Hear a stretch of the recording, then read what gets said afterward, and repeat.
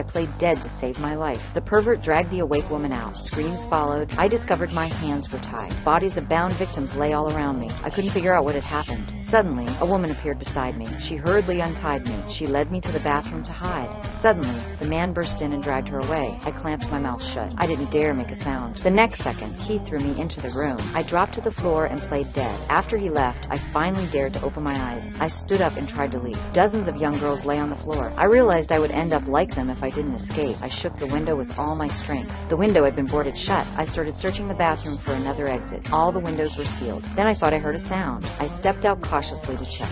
Among the piled bodies, one woman was still alive. I shoved the table in front of me with all my strength. I jammed it firmly against the door. Only then did I untie her. Suddenly, there was a knock at the door. We broke out in cold sweat. I took the chance to find another way out. I moved the bedside table to the corner. I stood on it and tried to open the ceiling vent. The grate was nailed shut. It took everything I had to pry it open. I crawled into the duct. Just as I was about to pull the woman up, the man below grabbed her. He stabbed her shoulder with a steel bar. Through the hole, I saw him holding the bar. To get through, I bit down hard. I forced my finger into the wound. Blood ran onto the metal plate. I did it to make it look like I was dead. He thought I was already dead. He turned and left. I hurried back into the room. I had to stop the bleeding or I would die from blood loss. I tore strips of cloth from the nearby bodies. I tied them tight around the wound to stop the bleeding. I braided the remaining strips into a rope. I moved the cabinet to the bed. I lifted the mattress and shoved the cabinet underneath. I tied the rope to the bed. A simple trap was ready. I looked out through the peephole. The man was already at the door.